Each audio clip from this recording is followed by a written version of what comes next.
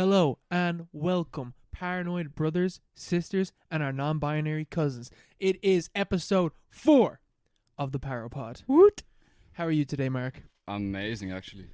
I had a great day today. Oh yeah? Yeah. Spent the day hungover? Yeah, it was a long day, long day. It's great to be back at it, back in the swing of things. Back in the studio. Back in the studio, yeah. Back doing what I do best, Spouting shite into a Spouting microphone. brown, yeah. I appreciated your description for the end of episode 2, just Brown Town. Brown Town, yeah. Man, the amount of shit we edited out of that. Yeah. That thing was, nearly 3 hours That was long? nearly 3 hours long. Yeah. We got rid of an hour of content for that. Yeah, man. That's never seen the light of day. No, thank fuck. I already deleted it from my computer. Yes. That's just long gone. You can't keep that. Yeah. Absolute bollocks. That's the kind of stuff that gets you sacked 20 years from now. Out in the streets, my wife and kids dying because of what I said. The Paropod episode 2. Episode 2. we were fucking. I don't know how many. We were pretty deep into the cans at that stage. Yeah. The cans got ahead of us, I think. Went straight to the brain. Oh god. I wonder if that's gonna happen again this episode. Probably. This episode will be nice and clean. Hopefully. The last episode was nice and clean. If I can remember. Yeah, from what I can remember. I haven't listened to it yet, but it seemed like it was pretty focused. Pretty sure. Pretty clean. You edited it, didn't you? Yeah. So it was alright. I think. Man, that second episode literally took me like 4 hours to edit, and then I didn't even finish it. You had to finish it off. Yeah, it took me 4 hours as well. 8 hours to edit one episode. We don't even make money off this. Jesus Christ. Oh fuck. Yeah, that was a nuke. Oh, That was. I've only I'll got. never do that again. I've only got bad reviews off that one as well. Like everyone's like, the first one was so much better. I was like, oh, thanks. Oh, it's because we got political. Yeah, never go political. Oh man, I fucking cried. Yeah. But yeah. So what's the film recommendation for next week? The film recommendation. I was sort of torn about this midweek because I was thinking. You can't go back. I fucking watched Land of the Lost. You can't go back now. Oh, did you? Yeah. But it's because Children of Men isn't really that accessible. But it's on Netflix. Is it? Yeah. Oh well, yeah. Actually, I was thinking I should check that to make sure it is. Yeah. So I suppose you've already done that. If you want to watch Land of the Lost, you can rent it for £3 or £4 Don't do on that. YouTube. Don't do that. But Or just you know, use your imagination how to find other ways of using it's the Will Ferrell and that other fat guy who's in all the Will Ferrell films. Yeah, your man that's in This Is the End, and he's in Tropic Thunder. And he wrote Halloween 2018. Yeah, what he deserves to get his name mentioned. I don't know what it is though. Yeah. Forget about it. Anyway. Yeah, they're in it. So you can basically imagine what it's about. But yeah, Children of Men and Land of the Lost is like a supplementary film.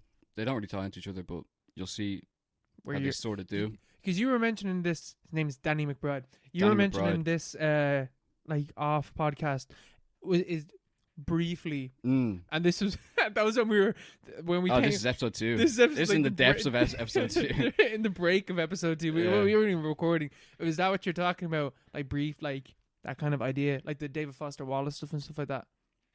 With your man, the dude. I can't remember who your man was talking about. You were talking about him. Yeah, I think it's Mark. Yeah, Mark Fisher. Yeah. Yes. Mark Fisher. Yeah, it's all that sort of stuff. Cool. Which is grand. yeah. Everyone can read into this. It's all public domain. Sweet. But yeah, watch those movies. Yeah, man, Land of the Lost is a good movie. It is. It's a nice, fun movie. It's exactly what you think it's gonna be. It's one of those films that's underrated because people assume it's like Shite. just like but it is shite in a lot of ways. But it's fun. It's interesting. The CGI is so bad. Yeah. But that's the point as well. When Will Ferrell gets eaten by the Tyrannosaurus Rex. And he gets shot out. Yeah, he gets shot out. Off screen, thankfully, but Yeah. I wish I saw that. But did you see the original writers of like the TV show Land of the Lost came out and they apologized for the Will Ferrell film? Did they? They were like, it was like in 2017. They're just like, Yeah. this is the worst film ever made. Now it's not. What? It's just not at all. It's not that bad. No, it's not. It's pretty entertaining. We never saw. None of us. I doubt anyone listening to this ever saw the original Land of the Lost TV series. It's on YouTube. Yeah. If you want to check that out. But I think the thing is that took itself seriously, sort of. And Land of the Lost, the film, just does not at all. No, it doesn't they're at all. they're high half the film and stuff like that. It's like one of those stoner comedies almost. Yeah. Seth Rogen came out on Twitter and he's just like, Pineapple Express is now back on Netflix, so people can watch it the way me and James Franco intended, stoned on the couch. Yeah. Oh, that's pretty. Yeah. I say Land of the Lost would gain a lot from that. Same sort of vibe. So two great movies. 2 great films. Yeah. Children Man is a whopper. It so is. good. It's very, very good. Clive Owen. Has he ever been in anything good? Besides that, like, what else is he in? He's in all those spy movies. He's the British guy. He's so serious. He's like a He's spy. in Born Identity. Oh, he's like the anti-Born, isn't he? Yeah, the anti-Born. They get he only lasts one movie. Yeah, the Bourne series, another great series of films. Man, I only watched. I remember my granddad was really into them, and I watched the 3rd film when I was like 9 or 10, and I had no idea that it was a trilogy. So I watched the end of the trilogy, not knowing what. I was so lost. It was still whopper, but I was so lost as to what was going on. And I only recently watched Born Identity, which is class. It is very good. Great chase scenes and all. Yeah, the chase scenes is whopper. Yeah, but that's sort of how like I watched every movie when I was a kid. I didn't know what was happening, but like you sort of got the gist of it. I never understood the plot. I watched Star Wars maybe like dozens of times when I was a kid, but I only recently found out what the plot was, like the original trilogy. Yeah. Man, I never got into them. I tried to watch Empire Strikes Back over lockdown. I was like, this is so boring. Sorry, everyone. I was gonna piss off a lot of people saying that, but I'm sorry into them. Star Wars. Look, I like The Hobbit. I like the second. No, that's the thing. That's where you lose all credibility. All credibility's gone there. Yeah. Have you been watching anything this week? I watched quite a bit. Yeah, I watched The Godfather. Ever watched The Godfather? Yeah, years ago. Years ago. Because it's such a hack. Because it's like 3 hours long, so you have to like sort of sit down and like dedicate time to it. Yeah, and it's like a film that you have to watch. Yeah, it's really good though. Really, really good. Yeah, I remember watching it when I was younger. Haven't watched it in years, but I remember liking it when I was younger. It's not violent. I preferred Goodfellas. Goodfellas is great. I remember watching that on the plane. Goodfellas. I think Goodfellas is better. It's more enjoyable. Yeah. I know like The Godfather is super important and stuff like that, but you know. Yeah. I watched an important film last night. I'm not getting into it yet. We will later on. Yep. I deeply regret doing that. But you could say it's an irreversible decision that you took. Yeah, man, it was. Which is fuck Gaspar in a way. I also watched that Netflix movie. I'm Thinking About Ending Things. Is that good? It is pretty good. Yeah. I really like Charlie Kaufman. Very confusing, but like that's his sort of vibe, isn't it? Have you ever seen Anomalisa? No, I haven't seen much of stuff. I will recommend that film at some stage. That could be my recommendation for next week. But I have another film in my. Man, this fucking 2-week business of like trying to think of films is difficult. But I think I have one, and it's on YouTube as well for free. So I'm not telling now. I'm gonna recommend it next week. All right. I saw, that one with Philip Seymour Hoffman, rest in peace. Who's like Cynic Dicky New York or something. I don't know how to pronounce the first word. Oh yeah, Synecdoche. New York. Yeah, I watched bits of that. I was like, what? Man, that film is fucking mental. That's that is easily the most confusing film I've ever seen. Yeah. Like I have no idea what's going on in that film. But then you have like Eternal Sunshine, which is like sort of more straightforward. Like literally one of the best movies ever made. Yeah. I haven't watched it in years, but I remember thinking like, this is fucking class. Yeah, but I'm Thinking About Ending Things is like pretty hard to get your head around as well. Apparently, you have to have read the book beforehand. That's what I've heard. I'm not reading the book. No, I just read the summary or something. I sort of get it like already, just watching it. Like, it's a lot about memory and stuff, memory and dreams. It's like it's sort of the same thing he's been doing with like every film. And being like people are like overeducated and like intellectually like wanking each other off. Yeah. And then like they're really lonely. It's like anomie, ennui, all those French words for like loneliness. Are you talking about? Yeah. This is in the film. No, this is what they talk about in the movie. Oh, okay, yeah. Sorry, and they call out David Foster Wallace and Guy Debord and like all this stuff while they're just like in the car talking. Isn't that scene really, really long? What scene? In the car? Yeah. Oh yeah, it's like half the film, and then there's like it's almost like The Shining as well at the end as well. Okay. It's a bit creepy. It's not a horror film though, is it? No, not really. No. But it's a lot about memory and stuff and getting old and dreams. I'm looking forward to it. I only want to watch it because it's Kaufman, and I've liked, except for Selectivity. I didn't understand that whatsoever, so I couldn't enjoy it. Yeah. I was too confused. But I like everything else. Have you ever seen Adaptation? I have not. That film's weird as well. There's 2 Nicolas Cages in that film. He plays twins. That's a lot. And he's the main character. Yeah, it's a weird film. And he plays he plays Charlie Kaufman and Charlie Kaufman's brother.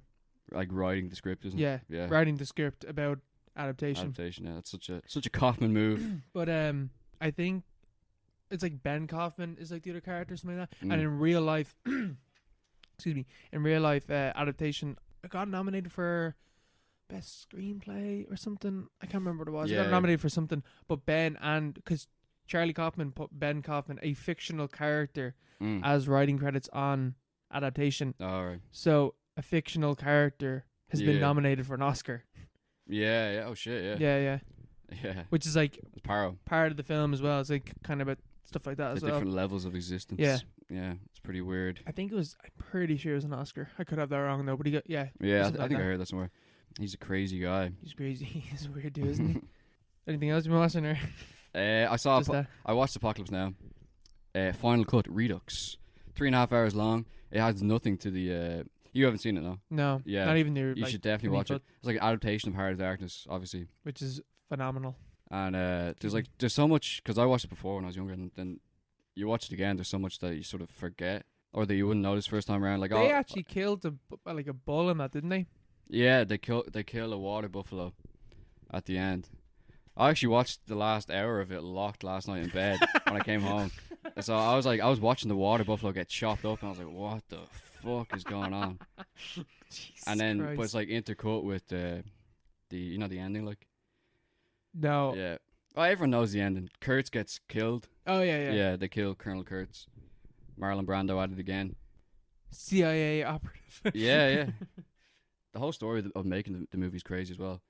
Your man Martin Sheen had a heart attack mid-shoot, but he didn't tell anyone because he knew if the investors knew, they'd pull the funding from the film, and the film was already like 3 times over budget.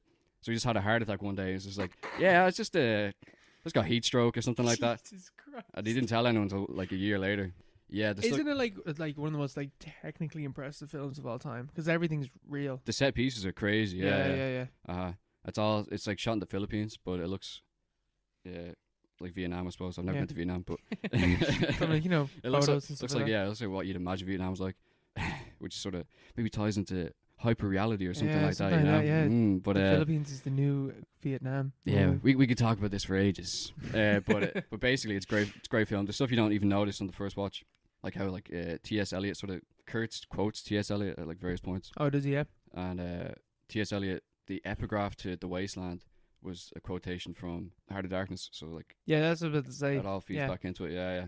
It's pretty interesting that way. Cool. The final cut is just a waste of time. It's like they add in like half an hour set on a plantation full of French people. I've heard that before. I was watching a video about director's cuts and stuff like that.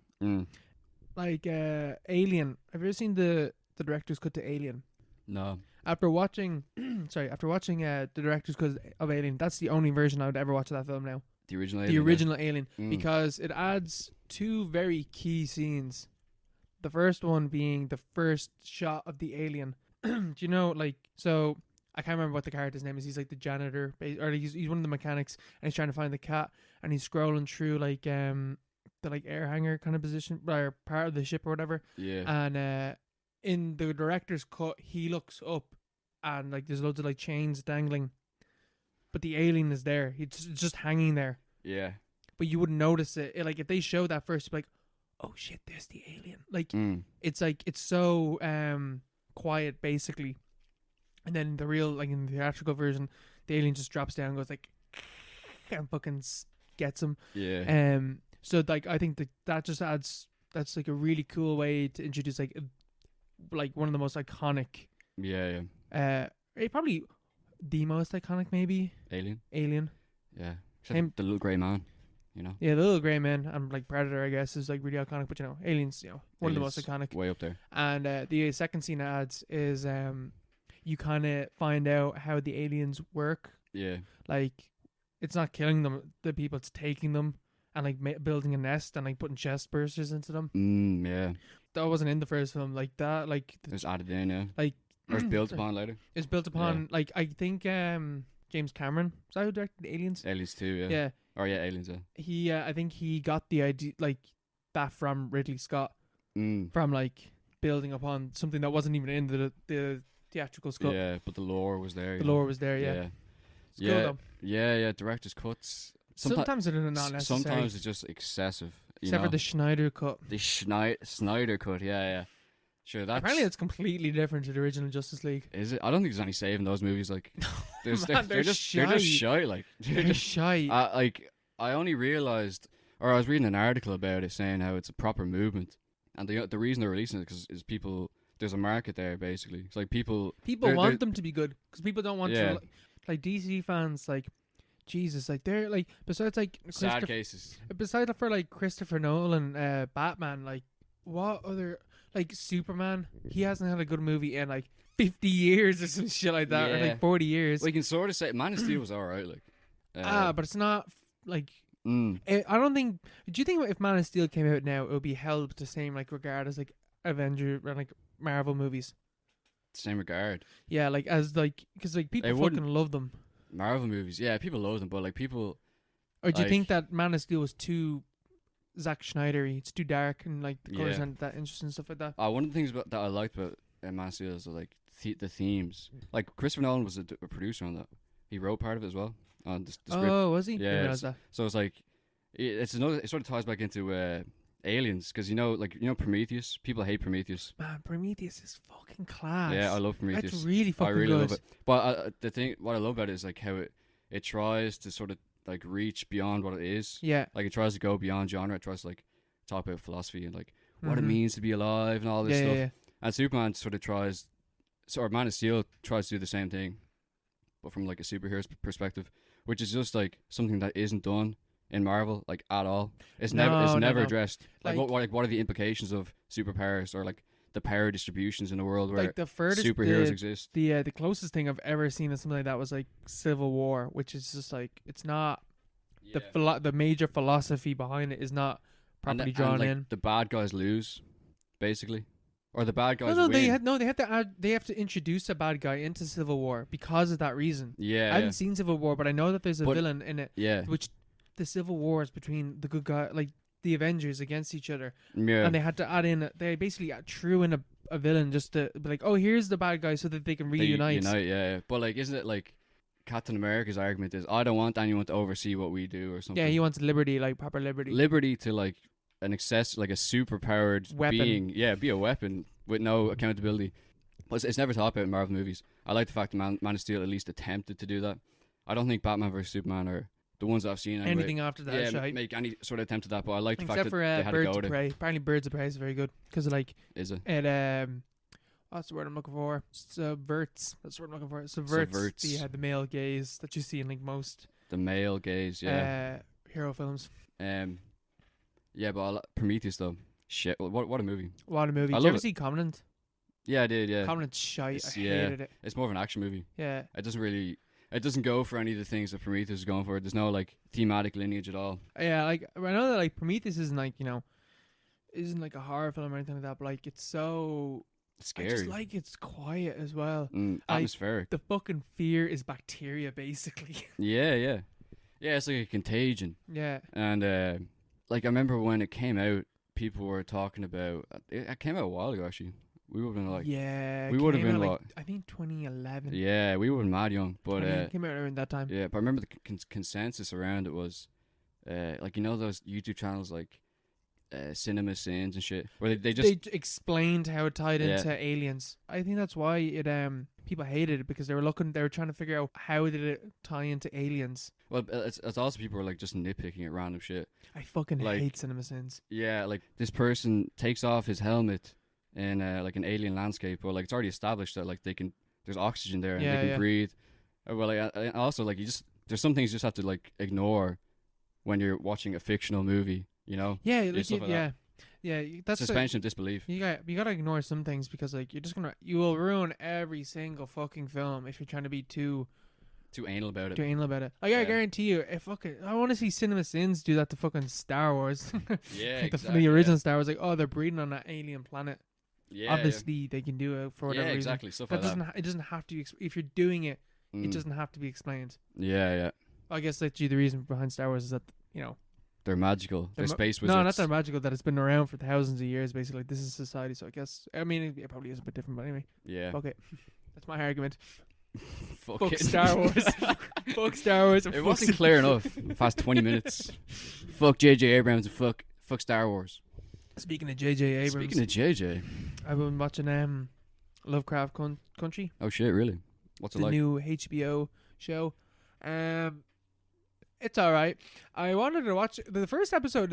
Is really good. I wanted to watch it because it's obviously Lovecraft is in the title, and I like Lovecraft horror, and because the main characters are black. Now, not to be too that's not a woke thing. The reason why is because Lovecraft notoriously racist. Yeah. Do you want to say the name of his dog on air, Mark? It's actually his cat. Oh, is his cat? Yeah, and I will not do that now. If you're interested, look it up and you can see what. There's poems he wrote as well, which are just beyond the pale, as some would describe it. Yeah. But yeah, it's definitely an interesting conceit for or something to explore. You know? Which is why, because but as soon as it started, I was like, all right, even before I started watching, I was like, all right, it's probably going to be something like the horrors of Lovecraft and then the horrors of racism in America at the time. And that's kind of what it is. Because like both threats, I guess, of like racists and Lovecraftian monsters and stuff like that, they're pretty... No, actually, no, sorry, they're not equal. The racists are like a constant thing throughout the entire show. Whereas like the Lovecraftian horror comes in like every so often, but the main danger to the characters is racism, which is crazy when they're living in a world with fucking monsters that could end the world. They got Shoggoths coming at them. Yeah. I saw a scene with that. That's, Like a Shoggoth comes out of nowhere. Yeah, and they save them. But the Shoggoth saves them or something. Yeah, they're about to get... That doesn't make much sense. Actually, because when I was watching the first episode, there's a... Well... IMDb... What's the premise like? The IMDb premise is a fucking lie because it says that it is a story of like a guy going out to try and find his dad that's gone missing. And that is the story for the first 2 episodes, and then it's completely different. And the second episode is shite. I fucking hated it because it felt like a season finale. And I was like, oh, why is everything tying up so quickly? And then I remembered that Lovecraft Country is actually a book, which is basically a bunch of short stories. They're written as I do want to read the book because I imagine it's really cool. It's like Pulp Fiction-y, not the film, the genre, Pulp Fiction. Yeah. Of like paperbacks from like the 1920s and 30s and 40s, which Lovecraft came from. That's why every episode is like loosely linked together, but they're basically self-isolated. Like the third episode is like the first 2 episodes relate to each other, but then the third episode is a haunted house story. So the pacing between the first episode and the second episode was so fucking weird, and it like turned me off it completely. It's like, do I even want to fucking watch this? Like, where is it gonna go? Yeah. And then when I was looking it up and I saw like Lovecraft Country book, I was like, oh, I do remember hearing about that book years ago, and I completely forgot about it. But then it made so much more sense then. So I'm not sure if I'm gonna keep watching it, but I probably will because it's decent. Like it's pretty good. Yeah. It's not gonna blow your mind or anything so far. Maybe it will, but like it is good though. Yeah, I've just heard that like mind blowing or anything like there's that. like the main like Lovecraft scholar is just like he reviewed the book a while ago and he just said it's a good book but like has nothing to do with Lovecraft really. No, it really doesn't. Which is sort of false advertising in a way. I don't really because like even like the second episode, it's a haunted house story. Yeah, it has nothing to do with Lovecraft. The second episode had nothing.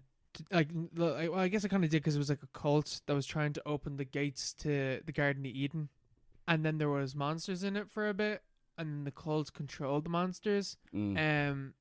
But yeah, like especially because like it's very episodic, which I mean, I might watch the good episodes and see. Are they all out now? Yeah. No, I'm watching on Now TV. They're being released every week, so there's 4 episodes out now, and I've watched 3 of them. All right. And then I think the next episode will be out on Sunday or something like that. But yeah, I'm kind of disappointed because like the idea, I think it probably is, like some people might fucking absolutely love this. I just think it's all right.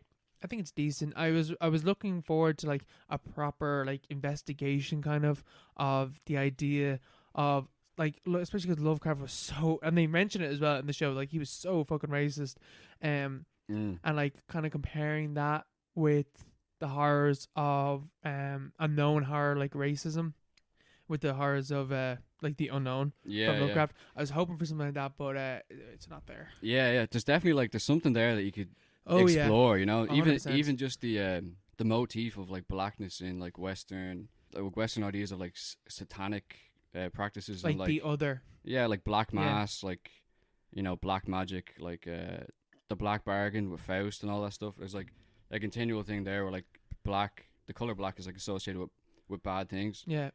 And then obviously you have like people who have like black skin. Magic. Yeah. And then, but like, there's a way to explore that would be interesting from a Lovecraftian point of view.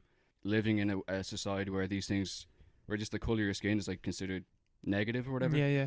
I think that's like an interesting conceit. But it feels like it from what I hear, it just doesn't seem like it explores that at all. No, it's more just like it is. Yeah, it's kind of like a period piece, like. Yeah, kind of. Like the second, I much preferred the 3rd episode to the 2nd episode, but the 3rd episode had literally nothing to do with the 2nd episode. Oh yeah. It's it's just an enjoy. Like the idea as well, because like the racism plays into the 3rd episode, in that like it's like the house is the site of horrific racism, basically, and like the idea of land holding the memory of something like that. Yeah, that's a pretty cool idea. It is a cool idea, but it's just not great. Like I wish there was so much. I wish there was so much more to talk about, but like there's not really loads to talk about. Fucking J.J. Abrams being a producer as well. J.J. he's a bad habit of remaking the same film again and again and again, and the same TV show as well. Yeah, really. I'm like, I don't know, like what all he's done for like the past while is like Star Wars. That's all I can think of. Star Wars. Yeah, we had all those TV shows that are like basically the same thing. And Jordan Peele's part of this as well. That's as well what made me want to watch this, because like it was a black director, and I was like, oh shit, this might be good. He's just a producer, isn't he? He's not director. No, it's some woman that's directing it. I don't know what her name is, but it's like in the first episode as well. There's a bit where they're getting chased by these like racists in a car, and they're shooting at them and all. And another car basically comes in and like stops it with the magic. Basically, is what happens. And this is on the first episode, so I don't even care if I'm spoiling anything. And out steps a white woman. They just get out and like, oh shit, and just nod at them. I don't know why I nodded there, as if the fucking listener would know. And they just get back into the car, and I was like, huh. So a white person stepped in to save the black people from racists. Ooh, not sure. Like I was like, what the fuck is this? Like it would have been much better if it was a black person doing it. I think the show's done enough to get all the points in that direction. Even like the racism stuff is just like, yeah, I'm not too sure about this. Yeah. Especially because like the race, like obviously, you know, like 1950s racism really, really bad, but like the racists in this are like nearly cartoonish, I would say. But it's also realistic as well, because I imagine that this shit, like the stuff that goes on in this, would have happened.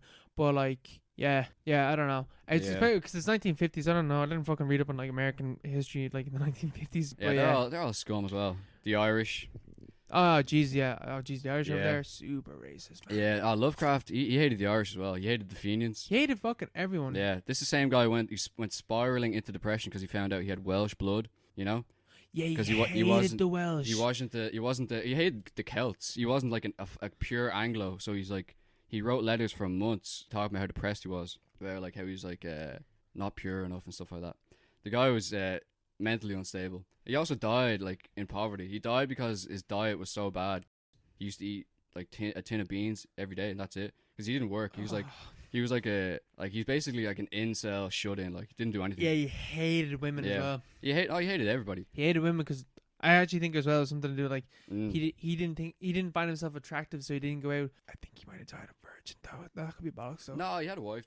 Did he? Yeah. Okay, no mind then. Scratch that. Yeah, Sonya or something. Sorry, Lovecraft. Didn't mean to play or defame you like that. Yeah. No, poor HB. I think you get to. A lot of people take a lot of pleasure from dunking on this, like, mentally ill, like, loner who died 100 years ago. But, like, I think there's something more that can be sort of extracted from his legacy. I don't know, because, like, especially when, like, fair, but also, like, when you make something like as influential as, like, cosmic horror, like, basically anything cosmic horror is going to be compared to Lovecraft. Yeah. Fair enough to fucking rip into the massive racist. Jesus, this guy's he's getting everything thrown at him. Yeah, no, I don't know. I think, like, there's a way you can read his stuff that sort of transcends his own problems, his own racism. I think. Yeah, because there's like some of the stories you definitely can. Like, the man hated everyone. He hated everyone who wasn't Anglo-Saxon, but he also hated himself, and he hated basically everyone who wasn't him. That sort of fear is something that we all really have. It's like, we're not all racist or whatever. But yeah, like, he's literally afraid of everyone. Yeah. He's just, it's like a deep, like, the cosmic scale of, like, what he writes about doesn't really come out a lot these days. It's like people writing about differences that are present in his writing, but, like, the way they expand on them today is basically just, like, entrenching them rather than trying to transcend them or expand beyond them. I think there's definitely a potential within his writing or the themes of what he writes about to, like, move on to something that's more like that builds on what he wrote about, builds on his legacy, or builds on cosmic horror. There's so much you can do with cosmic horror as well. Like, there's so much potential. Infinite amount you can do. Yeah, it's a universal, but a lot of what comes out these days is, like, sort of, even True Detective is, like, it's stuck within the genre of what of that's being used to tell the Lovecraftian story, rather than trying to, like, and fumbles the end because of it. Yeah, and rather than trying to expand beyond the genre. So that's a one thing I think is not being utilized correctly. Yeah. But yeah, that's what I've been watching was Lovecraft Country. Pretty good, but I watched another thing last night. I want to throw in a content warning here because I'm about to start talking about Irréversible, and Irréversible has the most graphic rape scene I have ever seen in a film. If you don't want to hear about, we kind of go into detail kind of about that. So we'll stick in a timestamp. It'll be in the timestamp when we stop talking about Irréversible. So check the description if you don't want to hear about that.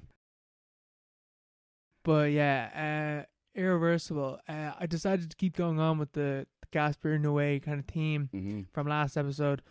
We were watching Irréversible, and I regret that so much. Oh shit. I do not recommend anybody watch this film. Genuinely, I don't think anyone should watch this film. This film is really fucking good, really really good. But I don't think anyone should watch it because, man, like. I have a morbid curiosity with films, right? I like watching films. Not that I like watching them, but, like, you watch Martyrs. Yeah, that's what I was gonna say. Yeah. I watched, like, Martyrs is a French film that came out during, like, the French extremity era, which is, like, basically imagine, like, Saw and Hostel 10 times worse. But though. With French people making it, and sick bastards. Basically not having a huge budget and they can kind of do whatever they want, basically. Irréversible is part of the same tradition, isn't it? Yeah, it is. Yeah, it is. These films came out like I don't know when they started. I think it's like the 90s to the 2000s. Martyrs is like one of the most extreme ones of those. And when I watched Martyrs, I was like, that's not too bad. Like, it's bad. It's really fucked up. It sounds bad. But it's not as bad as other things I've kind of seen. Like, it didn't fuck me up, basically. Irréversible fucked me up. Like, I'm still kind of reeling from it from last night. So basically the story is told in reverse chronological order. I think Memento came out a year before, yeah. Or I think Memento came out 2000. Yeah, something like that, yeah. So Gaspar Noé basically wanted to make this film. And he got the budget for it because he said, like, oh, I can tell it in reverse kind of. The reverse chronological order adds so much to the movie. Yeah. That it is ridiculous. Like, this story would not be what it would not have the effect that it has if it wasn't told in reverse chronological order. So basically, there's 12 scenes, and they're told in reverse chronological order. And the way that they do it is basically like the camera will just like fly up to like a light, and then it'll come back down, and then we're back in time, and then we see what happened before where we got to. So it starts with this guy going. Well, it starts with a conversation with these two guys, and they're in a room, and they're just like talking, and apparently one of the guys that's talking there was in Gaspar Noé's first film, I Stand Alone, and it's called The Butcher, which apparently I Stand Alone is also another fucked up movie, and it just kind of goes in there. The second scene is the one that I really want to talk about, where these two guys are going through a BDSM gay nightclub, and it is the most nauseating thing I've ever seen in my life. Like, if you thought climax, like the cinematography in climax was nauseating, it is nothing compared to this scene. It rotates for the first half hour, is it? Constantly. Like the camera does not stay still for the first half an hour. Yeah. It's constantly moving. And it feels like you are going through tunnels in hell. Yeah. And like, I might edit in here the music that they play, just so people can get a feeling of the music. Yeah. I might edit in here. So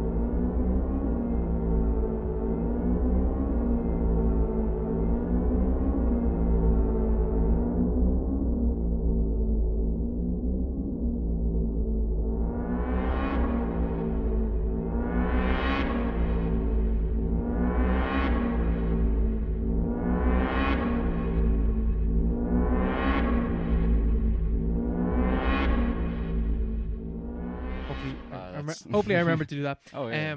Shows up. But it's man, I think it's on YouTube as well if you want to see it. But oh my god, it is so nauseating, and it's confusing, and it's tense, and it actually apparently there's like Noé stuck in sound effect basically that it's like such a low decibel that like humans can't like properly register it. Yeah. But it makes you feel sick. Yeah, the brown tone or something like that. Something like that. I heard that. I watched. I haven't seen it fully, but I watched a video about it. Yeah. On YouTube, some fella is describing it, and he's a really good review. I can't remember what it's called, so no shout out. But sorry, man. Yeah, sorry, bro. But I'm just gonna steal your points. But he said it was something about it's like if you got scenes from Saw, and start spinning the camera around and then stuck a really annoying noise over it. Yeah. Like that's the first half hour of the movie. Yeah. You can't. Now, so there's not, alright, the main violence really in the film is the rape scene and this dude getting his head bashed in with a fire extinguisher, right? And I'd heard about that. I heard like, oh yeah, it's really violent. But I was like, oh yeah, no, I'm sure it's not that bad. No, it is literally one of the most violent things I've ever seen in Did you see his head get crushed? It doesn't cut away. So, like, what's it like? You see... His head explodes? Or no, just, like, his head just slowly caves in, and he's twitching and moving throughout it. Oh. And his friend, like, the guy that's doing it, Pierre, his mate Marcus... so, basically, it's following Marcus through this place, trying to find Le Tenier, I think is the name of the guy he's looking for. Yeah. And he's wandering around, he's talking to, like, other guys, like, do you know Le Tenier? He's like, no, I don't. And he keeps walking around, and Pierre's like, no, man, come on, they're going to fucking kill you. Stop. Like, let's go. But he keeps like going around, and so I knew why he was trying to find him. So it didn't have the same effect on me. But I was trying to imagine, like, if you're watching this for the first time, you don't know what's going on. You'd be very confused as to why he's trying to find them. And it's really well done over that, like how he's like wandering around, he's like, do you know, and then eventually finds someone that says, yeah, I do know him. And he goes off and he's like, and he points at two guys like, are you Le Tenier? And your man's like, why do you want to know? And then another guy walks away. So he goes after him, and he starts beating the shit out of that dude. And that dude hits him and gets him to the ground and snaps his arm, which you see him snapping his arm, and then tries to rape him. Jeez. And then Pierre, the other dude, comes in and bashes the dude's head in, and it's so fucking violent. Like, it is really violent. It's like the special effects are really well done, and the other guy's just standing there kind of like smiling and laughing. And I'm gonna spoil it now. Like, there's full spoilers for this film, because basically this is the only spoiler really, is that the guy standing there laughing is the rapist. They get the wrong guy, and because from the start of the film, because it's in reverse chronological order, that Pierre gets arrested and Marcus has to go to hospital because his arm's fucking broken. And then from there you see what they do to get to that situation, and they are kicking the shit out of people. Marcus is kicking the shit out of people. He's threatening sex workers with a knife and broken bottles and stuff like that, and that goes on for like half an hour, and then you get to the rape scene, and it is so unbelievably upsetting. Jeez. You told me before that you saw this. I saw bits of it. But have you seen the rape scene? Oh yeah, I see. I know the image of in the hallway and stuff like that. That was a poster for the film. That was a poster, yeah. I remember seeing it on TV in France years ago, like. But I don't know. It seems like one of the things you make up, but like it's like it's a vivid image that I have in my head that like that I remember from before I would have known about the film. So I don't know. Maybe it's just an ad or something, but yeah, I know it's pretty long. It's quite 9 minutes. It's quite violent. 9 minutes long. Yeah, and it's they don't cut away either. That's and there's no motion to the camera, isn't it? No, the camera. Yeah. It's like they just like contrast. They just put because everything's moving around and is constantly moving, and it's really you feel sick because of the camera work for the first half an hour. Then they basically put down the camera, and then for the next 9 minutes you feel sick because of what you're actually just witnessing, which is it is. This is why I don't think anyone should watch the film, because it is so deeply disturbing. Well, do you think there's any value to that sort of stuff? And that's what I want to talk about, right? Yeah. And then afterwards, you then see like them going to, basically they were all at a party, and then the woman Alex, she leaves, and then you get the underpass scene, and then you see them at the party, and then you see them going to the party, and then you see her and Marcus in bed chatting away, and then it's the end of the movie. So her and Marcus are like they're boyfriend and girlfriend, and you find out that Pierre what is Alex's ex. Yeah. Awkward. And they bring up that a lot in a couple of parts. Pierre doesn't like Marcus because he's like, you stole my woman. Yeah. But they unite over this one thing. It's an inspirational story, coming of age, perhaps. It's not though. Really? That's right. They don't. So if this film was shown in chronological order, not the way that's shown, this I think would not have any merit whatsoever as a film. Yeah. It wouldn't at all, because it would just be these two, the people going to a party, girl leaves, girl gets viciously raped, and it'd be like so exploitative over why. And people still see this film as like very exploitative. When I first watched it, I was like, that's fucking, I can't tell if this is a good film or not.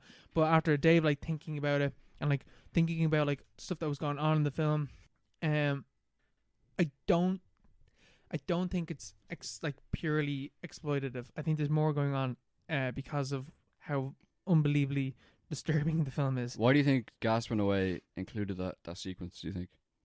What's he trying to do? I think, right, so there's a lot going on in this film about toxic masculinity. Yeah. Basically, like when the scene, I was literally in a daze after the scene, and I couldn't really concentrate on what's being said, like between when I went to what happened before the underpass scene. I couldn't really concentrate for the first like 10 minutes of what was happening, and then kind of readjusted and got back into it. And I also didn't even fully watch the scene either. I kind of fast forwarded through it because it's so long and I didn't want to watch it. Yeah, sorry. I guess I didn't properly watch. This is a pure podcast. Yeah, I guess I didn't watch the full film. But I think that the reason why it's so violent and so disturbing is because it really sticks in your mind. And you notice that what the rapist says to Alex during it, Pierre and Marcus are like kind of saying similar things jokingly beforehand. All right. Before, later on in the film, like before what happened. All right. They're like saying things that like the rapist said, right? Yeah, yeah. And you notice more about the relationship, like stuff that more, you notice more about what happens to Alex around the people around her, basically, because you're so aware of like, this is where she ends up. So you notice what people say to her. So there's a scene, I think it's like the third last scene. Pierre and Marcus are with Alex and they're going in a train. And Pierre is like joking about Marcus and Alex and like, oh, Marcus, you can make Alex come. How do you do that? And stuff like that. And they're kind of joking, saying like, oh, I couldn't do that. But you notice that Alex is really getting uncomfortable because of it. And you notice more lines that are being said because the rapist was saying it to her. You know what I mean? Yeah, yeah. And you notice like, oh, if this was like played normal way, you wouldn't even register what they're saying. Like it'd have to be like a repeated view to get that. Yeah. So you get everything you need. Thankfully, Gaspar Noé, you don't need to rewatch this film multiple times to get like what he's talking about. And you notice as well how women are like an object in this film, which is a criticism the film got. But I think that that's the point, isn't it? It's kind of the point. Well, it's like the fact that they're like, they seem to struggle over like ownership of her at the start, or at the end of the movie, I suppose, and then that leads on. And she literally says like in the end of the film, like one of the lines she says is, because Mark is like, oh, Pierre doesn't like me. When they're lying about it, he's like, oh, Pierre doesn't like me because I stole his woman. And Alex says, I'm not an object. I get to choose. I have choice. That's about as on the nose as you can get. Yeah. Like it is, and like apparently like a lot of the dialogue was improv as well, like kind of like climax. Yeah. But yeah, it's stuff like that. And your relationship to the characters really changes because you realize as well that you're like, oh, Marcus and Pierre are just going off to like get the bad guy because of what happened to Alex. But that's not why they're doing it. They're doing it, like, that is part of it, but the real kind of reason why they're doing it is because he insulted them. Yes. Yeah. The rapist took something from them because they saw ownership over Alex, basically. Yeah. And the fact she's carried away in an ambulance and then she never appears again, isn't it? In the movie. Yeah, they don't go and check on her in a hospital. They immediately kick into action, especially because like Marcus is like, when they're at the party as well, Marcus is like doing like a bunch of coke, and he's like, he doesn't care that Alex is there at all. He doesn't want to spend time with Alex. He's like, oh, why doesn't she's boring. She doesn't do drugs. She doesn't drink. She doesn't smoke. She doesn't want to do anything. And he doesn't really care about her. He's more into partying and stuff like that. And he's cheating on her at the party as well. And Pierre is just like, oh, stop that, man. Don't do that. Do like that little French accent. No wonder she left her. Jeez. And it wouldn't have the effect that... Now, I don't know if it needed to be 9 minutes fucking long. Oh, it's extreme. It's in the name. It's so extreme that it keeps, like... Do you think it's necessary, though? Do you think it's necessary? Or not necessary, do you think it's like, it's worthwhile? I think it's effective. Do you think it would have worked if it was like, it cuts away or it turns away after like 30 seconds? Would it be the same film? No, but I don't think it needed to be as long as it was. Yeah. I don't think it needed to be that long. I think, it could have been more effective. But it is as well that, like, it's like the way that it's shot and the way it lingers there and makes you watch, you're voyeuristic and you're helpless to what's going on. Like, you're there. It forces you to watch what happens. Yeah. And like one of the most like heartbreaking moments in the film is that when this is happening, you see a silhouette of someone walking into the tunnel and seeing what happens, and they just walk away. They just walk away. And there's such a sense of helplessness there and like voyeurism, which makes you realize that like you don't have any, you can't do anything about what's happening. And after that happens and you're seeing stuff beforehand, you're nearly screaming at the TV like, please don't fucking go to the party, or don't leave, stay, please, someone do something. Yeah, because I read about there's like a French tradition of like, all those boys in like the 60s, like Godard and all, they were a lot of what they were trying to go towards was trying to remove the simulation from movies. Like the way movies are just like basically like they don't represent real life at all. It's just like a show, and they wanted to go more towards what people actually experience, get more authentic representation. And then in that sense, Noé is like looking at like this thing. If you're in her position, she doesn't get to cut away from what's happening. Like, Yeah. you know, it stays there for the entire time, and that's what's all about. I think the extremity, just like immersing yourself in like the authentic sort of visceral horror of it all. I think, and even like there is no cuts in the film.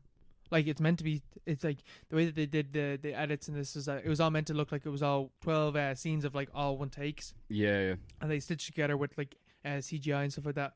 And especially like when you realize that they got the wrong guy. It's well, he's also sort of a bad guy, isn't he?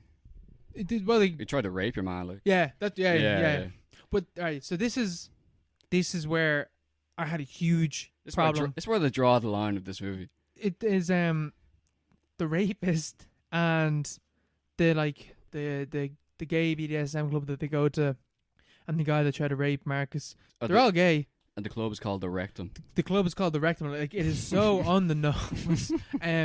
It's extremely homophobic. Yeah. And like, there's like, especially because there's no other gay characters except for that, and the gay characters are the most violent, fucked up people in the film.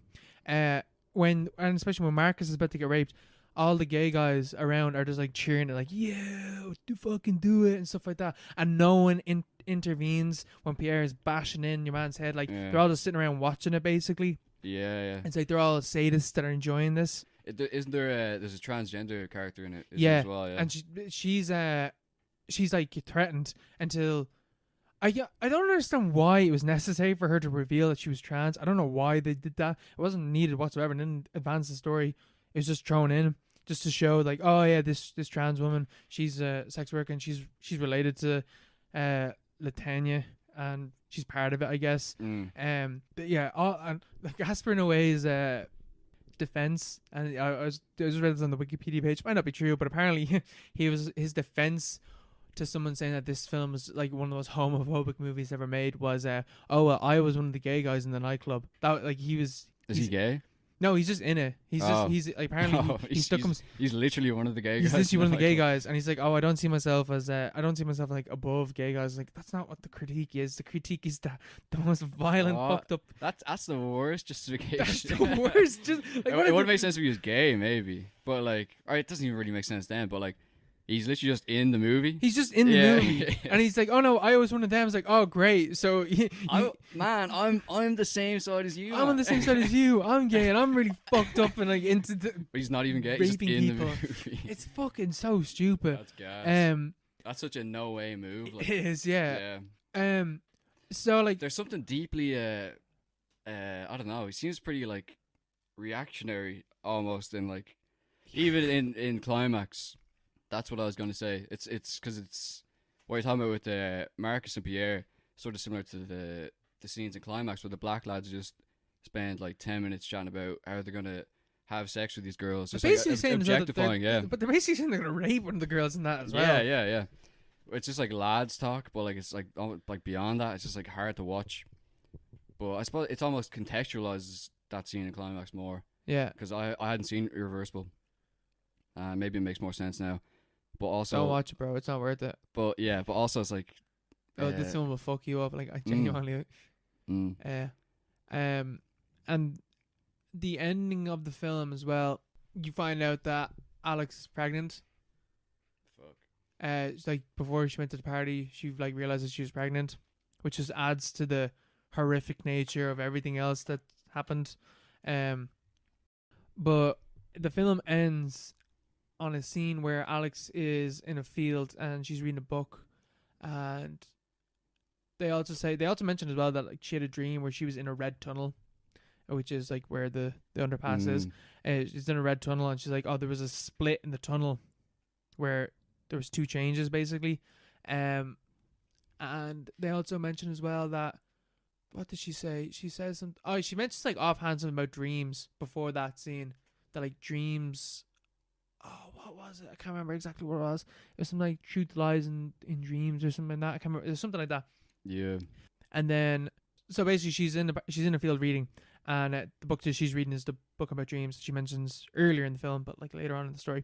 And she it pans up, and kids are like playing around her, and then it's spinning around in circles and circles, and it goes around and around and around, and then it just starts flashing like black and white really, really quickly, which I think is like talking about innocence and how there's no real innocence in the world because of everything that's happened. Like the film ends on a high note, but it's the beauty of the end basically is tainted and destroyed by what you've by the horrors that you've experienced in this film. Yeah. And it's really effective, and I don't think it wouldn't have the same effect. This film would basically be fucking nothing if it wasn't for the reverse chronological order and the effects that has.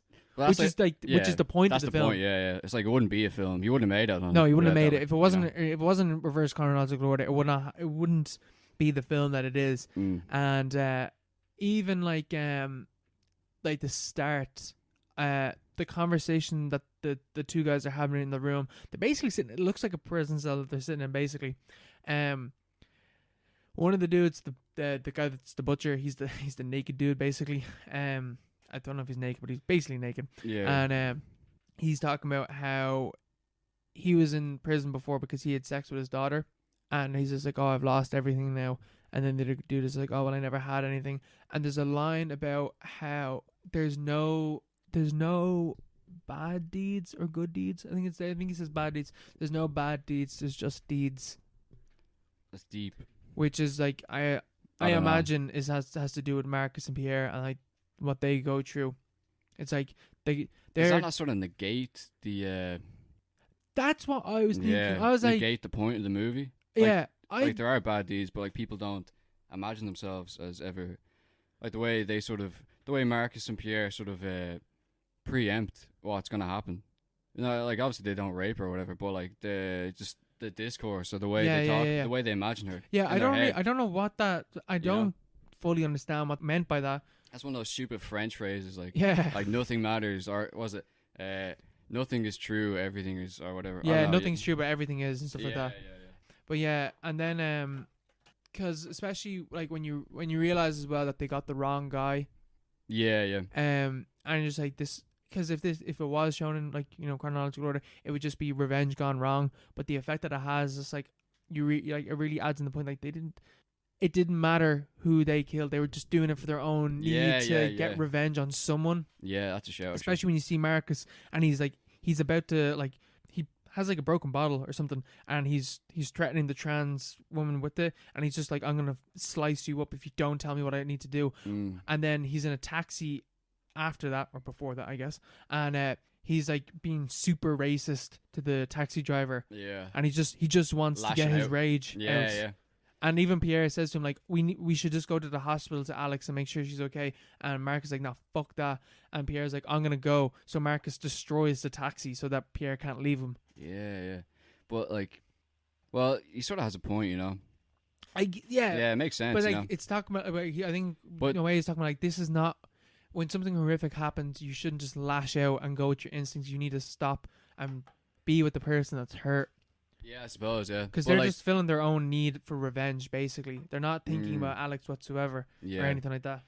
But that's like a thing, though, isn't it? Like, that's just how emotions work, you know? But at the same time, what happens at the start of the movie about the way they talk about her, it seems like it would build up to a point where, like... They don't have, like, a moment of self-realization or anything. That never happens. Because the end seems to sort of negate the first part. But the middle part, where they're just sort of, like, expressing their like libidinal rage or whatever would make more sense maybe if it was like mind yourself, don't plant the seeds for these things to happen. But like it sort of seems to like counteract the message from the first two parts from what I can gather. I still haven't seen it full. Don't watch it, bro. Like, I really don't recommend anyone watch this movie. It really fucked me up. Like, and I thought like I had a pretty good stomach for films. Jesus, I met my maker with this one. I probably will watch the other Gaspar Noé movies though. Enter the Void and shit. Yeah, that's not even meant to that disturbing or anything. I don't think it's just bad confusing, like visually, because he like takes the moving camera to fucking the next level with that. Have you seen Love? I watched the first like 10 minutes of it. Yeah. I don't think like it's just like the thing, and like he seems to have like a kind of gimmick in each film. Yeah. And I think the gimmick in like Love was that it was shot in 3D and it's all unsimulated sex. Like they're actually fucking in the film. And there's a bit where like a dude comes into the camera. and it was shown in 3D. Yeah. I suppose there's no point really watching that if you don't have a 3D like TV or something. You can just watch that on Pornhub, like. Yeah, yeah. I remember seeing a clip of the guy from Love, and he said like beforehand before they shot the first scene, because the first scene is literally two of them, they're just having sex. They're not having sex, they're just rubbing each other basically, but just like everything is on display, like everything is on display. And I think your man was just like, he like stood in the mirror, and just before he went out, he thought to himself, this was a huge fucking mistake. Oh, in the movie? No, the actor, like in real life, he was just like, this is gonna ruin my career. This is a huge mistake. What am I doing? Like, yeah, in a way, he's a funny guy. I know he's I saw a video where he was he did like a tour of like Nashville with Harmony Korine. You know Harmony Korine? Yeah. Like Gummo and all that stuff. So Spring Breakers, dude. But I think Korine's from sort of the same. We could talk about that a lot in a different episode. But like he's from the sort of same tradition of just winding people up basically. But there's something to it at the same time. Yeah. Yeah, like I think Irreversible is a cool movie to talk about, but you gotta go through the fucking horrors of watching it. That's what it's all about, you know. Isn't there there's a scene at the start where what's her name, Alex? Yeah. She's sitting below a poster for 2001. Yeah, that's the end of the movie. Yeah, and it just says a bad trip or the best trip or something like that. What is it? It's something like, it's an actual poster that was released for 2001. A trip like no other or something like that. It's something like that. Yeah, but that's and it's a baby on the poster as well. But like that sort of ties into the I think the vibe of what In a Way is going for. You know, a trip that is like not necessarily good. Like not all bad trips are a bad thing, really. Yeah. I think that's something that maybe he's trying to say. You know, yeah. Like sometimes you have to experience these kind of things firsthand, or I don't know. No. Yeah, you know what I mean. Like, I know what you mean. Yeah. Yeah. It's not. Yeah. Because like more authentically, this is like this shit happens. This is the reality. Yeah.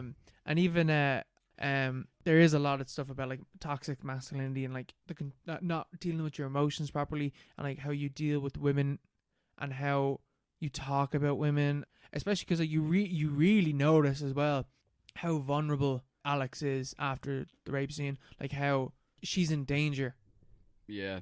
Which I don't think you would get because you're in a false, like something like that can happen. Like something happens in people's lives and it's you'd never imagine it, you know. Yeah.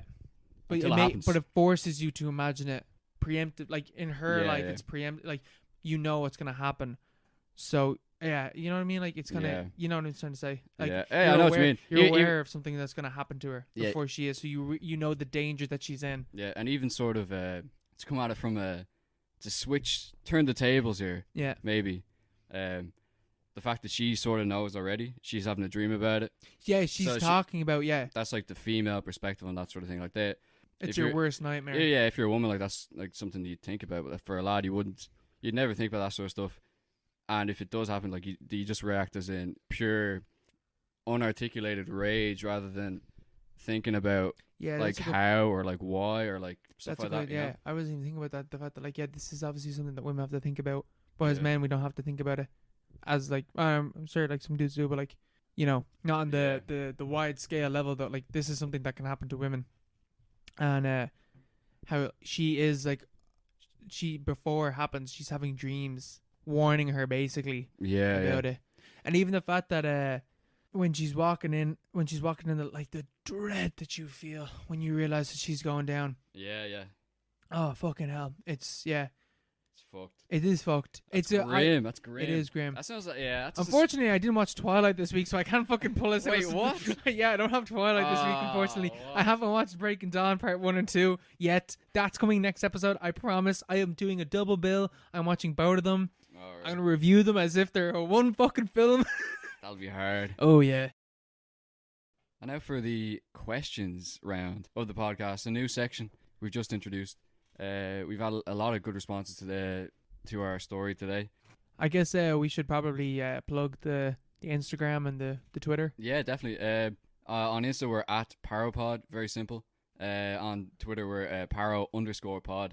Send in all your questions, all your hot takes, all your if you need advice or whatever, recommendations. We're also a life advice podcast. We're also a life counselor service. And if you want to use email, I guess. Yeah, for all the old folks, you wouldn't expect, but a lot of our listeners are actually in the 30, over the age of 30 to 60 we range. got 2 listeners that are over the age of 30.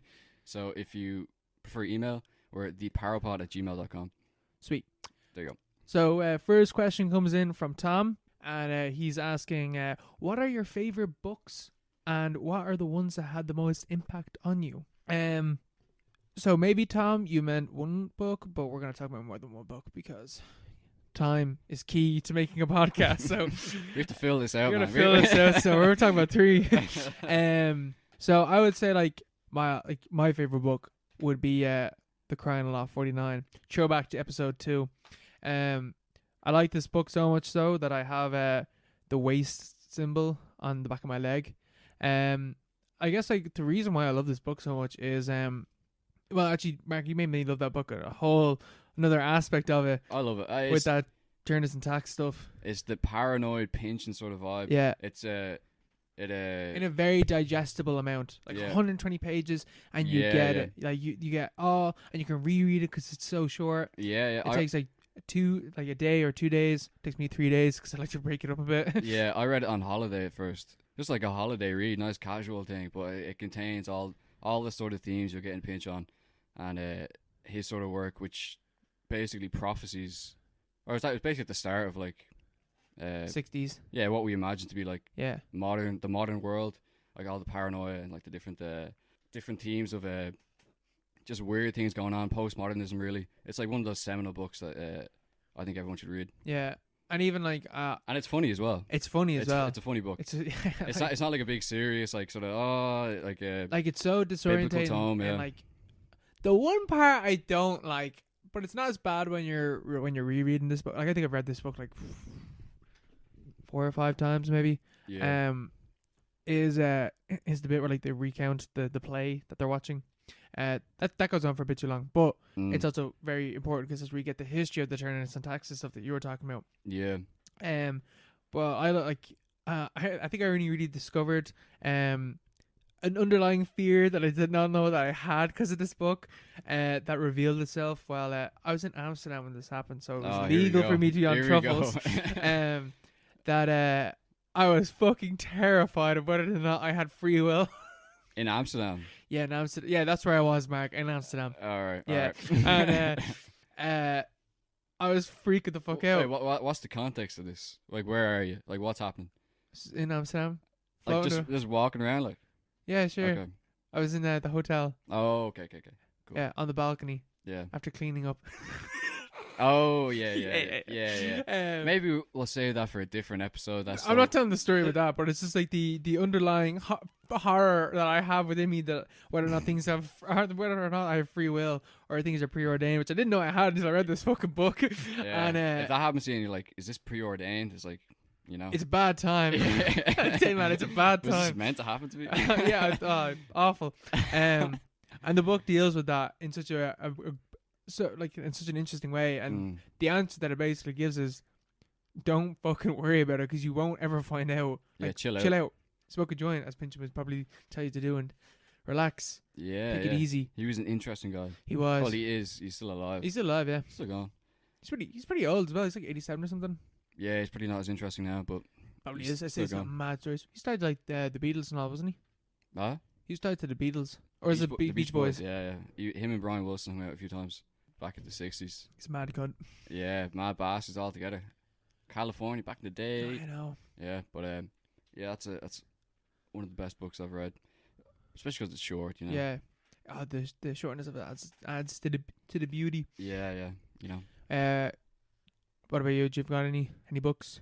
Maybe a bit of a basic sort of take. Blood Meridian, obviously a shout. I was gonna say that. Yeah, it's a much more complicated book, obviously. Yeah, I haven't read in a while actually, but it deserves. I haven't read it in ages, but it deserves a reread. Yeah, it's something else.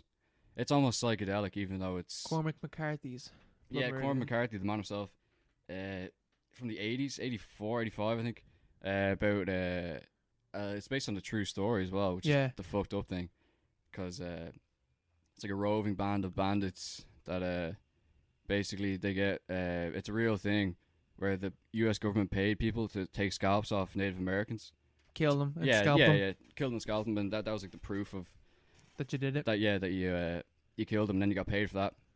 I think it's set during the Mexican-American War, like at the borderlands there in Texas, and there's like two main characters, the kid and the judge. They're based on real people. That the guy who was the kid wrote like a memoir.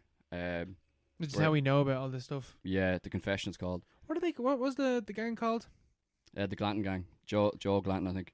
They're real people, and in this memoir he describes a fella, Judge Holden. I think it's just is what he's referred to, a 7 foot tall albino, hairless, but for some reason he knows like everything, like he knows about geology, like philosophy. He was astronomy. The reason why they got away with so much of the shit that they did. Yeah, they were stuck in the desert at one point, and he found out a way to like create water out of like the rocks. Yeah, he basically converted water to like sand to water. He did some sort of biblical thing in the desert. Yeah. So he's like this mythical character. He was real. Yeah, that's the thing. But there's no record of him beside this. But like everything else in the memoir is like checks out. So yeah, he probably did exist. And McCarthy sort of takes it to more like mythical levels, sort of tying into Moby Dick as well. Yeah, because he describes like the judge basically being the whale from Moby Dick. And man, the book is so good, and the tone as well. Like McCarthy has such a dry tone, which like I kind of in some books I don't really like it, but it is done to perfection in Blood Meridian. Perfection. Yeah. It adds to the violence in the book. Oh God, this is such a fucked up book, and it's so good. It's like biblical, the book. Yeah. That's the vibe, yeah. On a biblical scale. All the run-on sentences and stuff like that. And the descriptions. Obviously, he's a great writer. And what does he do again? He's just full stops, isn't he? He just does full lines and full stops. Yeah, he's no commas and stuff like that. It's sort of hard to read, but once you get into it, it's grand. Yeah. There's like a rhythm to it. He wrote like The Road and No Country for Old Men. What do you think about No Country for Old Men? I think it's a great book. What about the film? It's good, yeah. I like it. Well, what do you think? I don't really like it. I Why? think I need to I don't know. There's something about it. There's just something about the story ends I don't like. But I think I need to rewatch it. I'm never going to reread the book. Fuck that. I'll just watch the film. Yeah, no, that's something. I don't know why. I just don't really like No Country for Old Men all that much. Yeah. It ends with him getting away, isn't it? What's his name? Anton Chigurh. Anton, yeah. The best villain ever. Well, like he's a metaphor or something like that, you know? It's like he's like pure evil, basically. He's like fate. Yeah, he's fate. Yeah, that's it. Yeah, which is the thing about the coin, stuff with the coin. Yeah, I liked it, but McCarthy's king. He is king. He's super old as well. He's mad old. He's like 85. Yeah, I think is he even older than that though? Maybe. I think he's in his 90s. He's crazy old. He lives on a farm somewhere, in, like Arizona or something. Yeah, something about Pynchon, McCarthy, two absolute fucking G's. Those guys, I love it. Yeah, in terms of like nonfiction is very difficult because like I think we're kind of the same. We kind of read more like theory, like political books. It's hard to judge like what's like great. Yeah, I haven't really read a book in a while where I'm like, this is terrible, you know. Yeah, I thought something as well. Like, oh God, I was reading except for stuff like the week for college is just when I was like, this is shy. I don't enjoy this whatsoever. But if I'm picking a book, I'm gonna do a bit of like research on it and like know more about it. Which inevitably makes me enjoy the book a bit more because I know more about it. I read a book called In Broad Daylight a while ago. It's about media, but like cinema versus TV versus sort of novels and stuff like that. Yeah. And it was good, but like it's basically just a history of like how it develops. Yeah, in the 20th century. Yeah. So I was like, oh, this is like a real struggle to get through. It was only 120 pages, but it was a proper struggle to get through. Yeah. I'm still interested though. I think it's when you feel like the length of a book is when it starts to feel bad. Unless it's like something like Gravity's Rainbow, which is fucking 700 pages. Yeah. You get away with that, Pynchon. I'll let you away with the length of that. But like, yeah. There's just, I was reading. Actually, wait. Actually, I have one. Go on. Valis by Philip K. Dick. One of my favorite books. Had a massive impact on me. When I read it, I think I was like 15 or 16. You know Philip K. Dick? Yeah, I read Dreaming of Sheep. What's that one called? Yeah, the Blade Androids Runner. are a dream of sheep. Yeah, the Blade Runner, like. Yeah, the book that made material. Blade Runner. Yeah. Loads of movies these days are made based off his work. Oh man, he was so ahead of his time. Yeah, short stories, like novels or whatever. Like he basically went insane because he used to write pulp stuff. He write by the word. You'd have to make up like 10,000 words for his magazine, just so he could like get food for the week. So he used to just do loads of speed, and like he did this for real. Huh? He just did loads of speed. And yeah, just to keep going. And he did this all through the 50s, and he basically lost his mind by like the late 60s.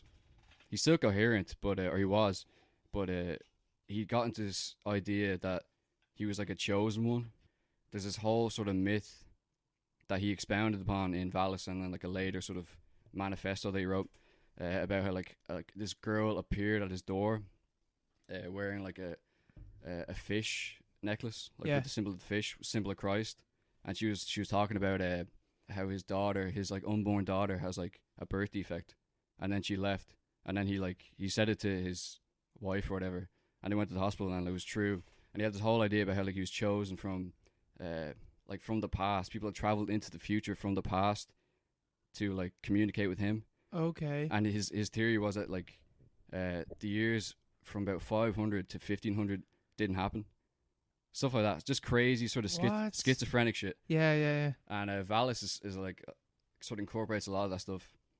But like it introduced it in like a really interesting way. Mm-hmm. Like it's because he is a fucking unreal writer. Oh yeah.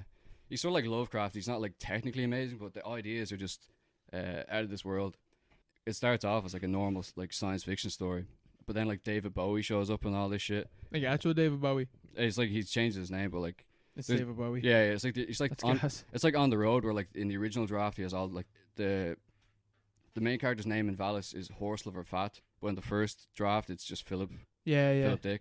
And then the David Bowie character is a different name in the release draft. Was in the original draft, his name's just David Bowie. It just goes into it's hard to describe, but it's basically about like a network of satellites that control minds, like from above and all this stuff. It was just something that when I read it, it was something I'd never thought about before, never experienced, or never properly immersed myself in. Yeah. And it was just a different way of like approaching like the written word or whatever, or or novels itself. It was a crazy thing to read. It's only like 230 pages, so I'll definitely have to read that. Yeah, I read it in like 2 days, and I was like, "What just happened?" Like, yeah. I love books like that you just blitz through, especially when like once they're over like the 200 mark, and you read them in like such a short span of time. You're just like, man, I clearly enjoyed that. I couldn't put the fucking thing down. Yeah. Yeah, I'm trying to think of like books like that. I guess another one would be The Life of Oscar Wilde. The wonderful life of Oscar Wilde. Like I don't know, like it's not that it had a huge impact on me, but it's just class. It's just so nicely written. And again, it's like really short. But he like Junot Diaz is the author, and he throws in so much.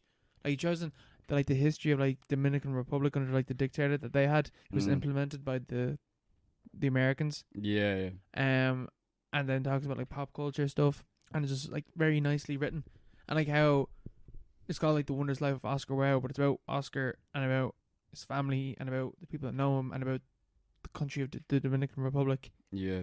All tied into like 250 pages, 300 pages. Mm-hmm. So it's just like very impressively written that way. Yeah. I don't have that much to say, but I just really enjoy it. It's good book recommendation, maybe. I've heard about it. I've never read it though. Yeah, Junot Diaz is cool, but he's got a very, very samey style. Yeah, it's mad plain, isn't it? Or it's like it's not very flowery. Yeah, it's not very flowery. It's very realistic, I guess, to like how Dominican Americans probably speak. But I enjoyed it. I'm trying to think like I can't really think of huge books that really impacted me. Yeah, that's we did a degree in this. Yeah, so like there's just a bunch of books that we read. I'm just trying to think. Like I think Moby Dick. I didn't read Moby Dick. I read bits. Fuck that. I didn't even read it either. I read bits of it though. I was like, oh, this is pretty cool. But like it's like it's not really like something you could pinpoint. It's a journey.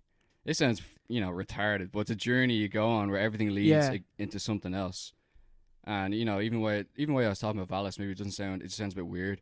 But like it sort of sent me down like a rabbit hole that you once you get into it, it changes the way you think about things. Yeah. And it changes the way you approach any other book after you read it, you know? That's kind of thing, like when, like with nonfiction as well, specific, like particularly with the books that I mentioned that we both read, like each book kind of like reveals something to me, and like in the fact of like Caliban the Witch, like the way that like Sylvia Federici, actually I think her name is, the way that her like look on the witch trials and like how was like implementing capitalism is just super out there, like not even out there, like she like backs it up like very well, but it's just such a take that I've never seen before. And like one that I would say is like required reading is Edward Said's Orientalism.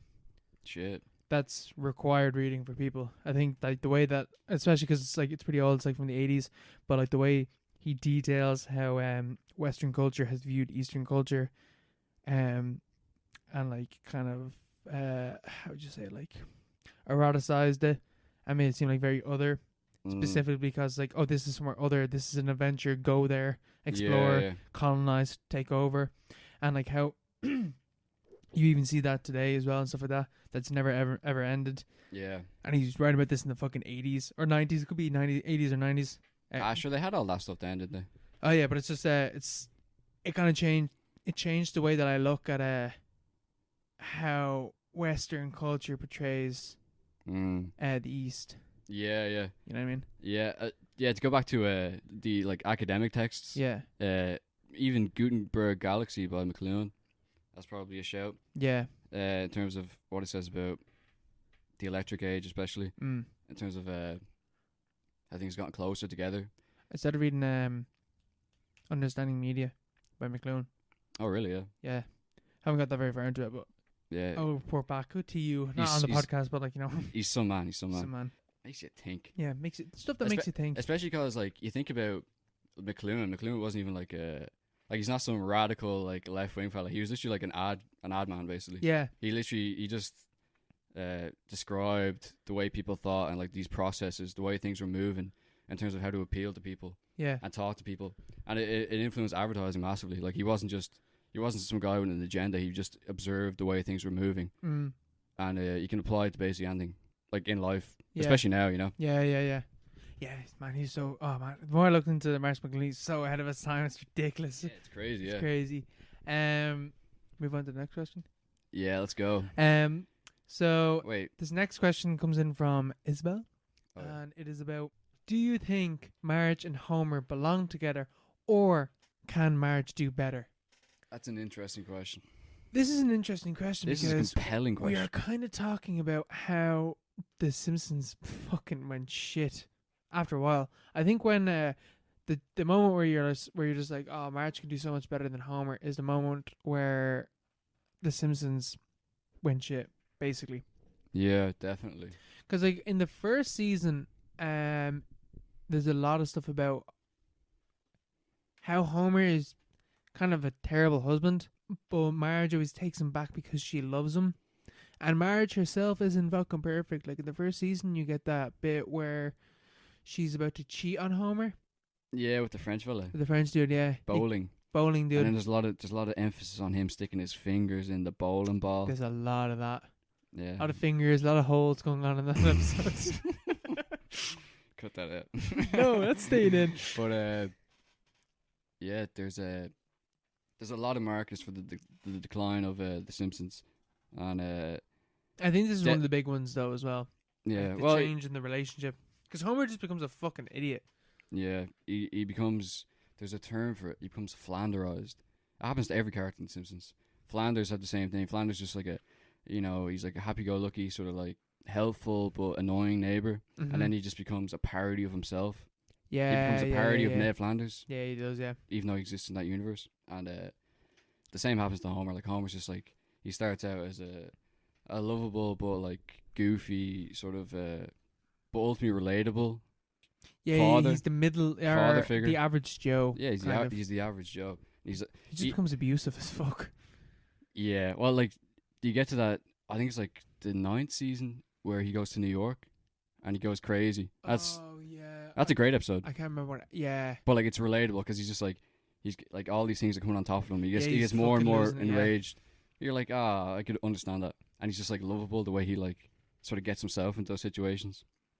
Then there's a certain point where he's just doing retarded stuff, like when he goes to that he's like a chili festival or whatever, and he's like challenging like the chief of police to like a who can eat the hottest who can eat the hottest chili or whatever. Yeah. It's just like and it gets more like that, and that's one of the better episodes from but that season. That's the ego. That's a deconstruction of the ego. Yeah, maybe Chief Wiggum's ego, but yeah, he just gets retarded. The whole thing just falls apart after about season 10. 10, yeah. 10ish. Season 10, definitely, yeah. Yeah. But do you think that they belong? Because that's I think that's such a serious question in the first like 10 seasons of The Simpsons, is whether or not Homer and Marge work together. And I think like kind of ultimately in the first half, like yeah, they do work together. But that question becomes a lot more difficult to answer in later seasons of The Simpsons, because you have to differentiate. It's two different shows basically. It really is. They're yeah, not even similar. Not even similar really. You know, the writing, the spirit of it all. Oh, the spirit's gone. It's not the same. I was shocked because like when I got Disney Plus during lockdown, I was shocked over how good the first couple of seasons of The Simpsons is. First 10 seasons. And what they deal with as well. Rewatchable. In like different circumstances. Like I can't remember what episode it is, but like in season 1 is like Lisa being depressed. Yeah. And like having the pressure of having to not talk about her issues, because it's like, oh no, because Marge is like basically saying to her like, oh no, Lisa, like women have to like basically shut the fuck up and keep going along with things. It's basically what she says to her, and just like the way that it deals with that, like a big huge issue, like the discussion of mental health is talked about in The Simpsons in like one of the first episodes, and even like, you know, Homer being unfaithful and Marge being unfaithful and stuff like that. Yeah, it's all there. It's all there in the first season. It's all public domain. It all and all falls apart. It all decays. Yeah, so quickly. There's new episodes that just are absolutely unwatchable. You know, when they start getting every single, you know, the way they used to have like a celebrity guest and like they'd be integrated within the show. Yeah, they'd just not be a anymore. character. Yeah, but now it's like the actual celebrity comes on and they're just playing themselves and they're just a parody of themselves. It's like Britney Spears or like Lady Gaga. Yeah. Oh my god, man! Did you see that episode? No. With Lisa, that's one of the worst episodes. That's probably when I gave up on like the whole thing. That was pretty like 2011, maybe 2010.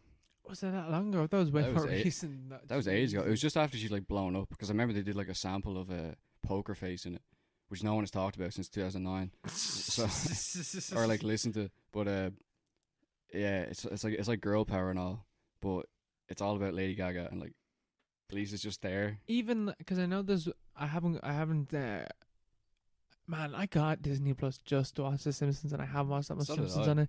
I've been watching Gravity Falls. It's very good, but there's an episode in The Simpsons in the early seasons where Lisa is trying to get a bill passed or something in Congress. Yeah, something along those lines. Or when they do the video or like the parody. I know. Song. Yeah, the song. Yeah, and like, it's like the amendment or something like that. Yeah, but then Lisa realizes that like democracy is basically fucked because the corporations are interfering with it basically. Yeah. The bill says if Ted Kennedy doesn't pass me, I'll call him gay. Yeah. In song, it's so funny. Yeah. So, like, ultimately, I think like if you're looking at overall Simpsons, no, Marge can do better. Overall, we have to distinguish. Yeah, I have to distinguish. What about we'll talk about the first 10 seasons, the real Simpsons. Yeah, the real Simpsons. I think it works because it's kind of very important. Like that they work together, and the writers tried very hard to make Homer a fucking idiot and like do all the stupid shit, but also make him very likable and make him like understandable and empathetic, redeemable. And even Marge herself, like she's a bit of a fucking idiot as well. Yeah, like you know that episode where they get the shock therapy thing. Yeah, I think. Yeah. And like it just shows that like they're all the same. Like they're a family and they work together because they're all fucking idiots. Yeah. And even like the doctors and all are so frustrated by that fact. Yeah, they're all the doctor idiots. character, he's hilarious. Remember they did that thing at the start of one of the episodes, and they're like doing like a trivia. It was one of the trivia episodes, and there's like before the break, they're like which beloved Simpsons character died long ago and hasn't been seen since, and then came back after the break, and it was like I can't remember his name, the therapist guy. Yeah. He was like, if you said the therapist guy, you were wrong because no one ever loved him. He was a terrible character, and it just moves on with the show with Troy McClure and stuff. It's like stuff like that. It's just funny. It's the self-referential stuff in The Simpsons is so good. Yeah, but it goes too far eventually. But Yeah, it does. Yeah, it just becomes. I remember watching a video about like how like Simpsons was. It took the piss out of pop culture, and was really what's what I'm looking for? Oh god, deconstructive or subvertive. That's what I'm looking for. Subvertive. I was trying to say that word earlier and I couldn't remember either. Subversive of like pop culture, especially because like it was an animated show. It was like the first animated primetime show, but eventually Simpsons became pop culture. Became the establishment. Yeah, it basically did. Yeah, it was like anti-establishment and became the establishment and came self-referential and taking the piss out of itself. It's like Obama. Yes, The Simpsons is Obama. Yeah, we can do it. It all makes sense. But the second part, I don't think it's even worth discussing if they belong together, like from season 10 to 30 or whatever they're on now, 35 or something. 80, because I don't know. They don't even have any relationships.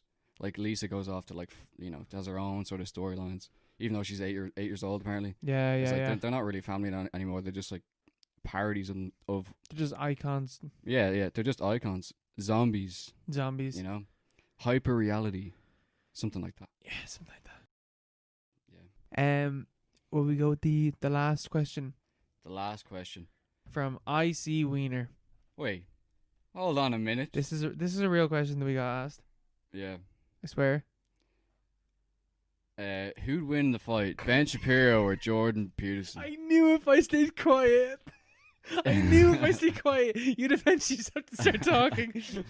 There you go. It's the Nathan for you trick. It's technique. No, what was the question, sorry? Who'd win the fight, Ben Shapiro or Jordan Peterson? What type of fight are we talking? Are we talking fisticuffs? We're talking mud wrestling. We're talking mud wrestling. We're talking a mental fight. A mental fight. No. No, let's do that because I think that'd be interesting because we fight. both disagree with the two of them completely. Yeah, this is sort of a non-exercise. A devil advocate. Okay, let's pretend for a second. Let's take sides. Let's pretend that we agree with them. Right. All right. Okay. Let's pretend we agree with them. Who do you? Wait, this is a terrible idea. No. Right. Who do you agree? I'm a Peterson stan, all right, and you're a Ben Shapiro. What did they call him? A lobster boy? Did they? Yeah, I think that's the thing. A lobster boy. I'm a lobster. I got claws, and you better watch out because I'm about to pinch you. Oh God. Shapiro. I don't know what. You're Shapiro. You're a Shapiro supporter. Yeah, I guess I am. Do you know anything about him though? I mean, I watched like the 5-hour long Rogan episode with him? No, Jesus no, with Duncan Trussell. All right. And there's a point in I only watched it because I really like Duncan Trussell, and it took a couple of days to watch it because 5 fucking hours.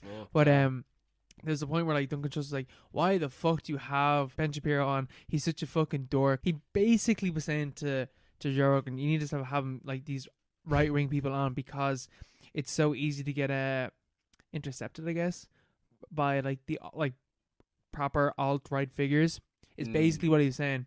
And like Joe Rogan was like, oh no, like Joe Rogan basically at one stage said that Ben Shapiro is wearing a costume and that he doesn't really not that he doesn't believe what he's saying, but like he doesn't believe it to the extent that he's saying what he says online. Yeah, I'd say so. Yeah. So I was so after hearing that I was like, right, maybe he's a decent guy. I'm gonna take the cut and I'm gonna jump into the episode that he did 2 weeks beforehand that people were talking about, right, for like a while. So I guess it came out like a month ago at this stage, whenever the fuck this comes out. Right. So I went in and I started watching it, and at the start, Shapiro was just like, no, yeah, you need to wear masks, which immediately was against what I thought that I'd heard, because I remember seeing him talking about masks somewhere, like a tweet or something, and like basically implying that like Shapiro was against wearing masks, but he's just like, no, you wear a fucking mask, you have to wear a mask. Shapiro said that. All right. So I was like, all right, good man, little Shapiro. That's what I want to hear. That's a very low bar. that's a low bar, but you know what? You passed it, which I didn't think you were gonna fucking do. Yeah. And then he goes on to talk about how institutional racism isn't a fucking thing, and I was like, all right, never mind, I'm not listening to this anymore. Hypothetically.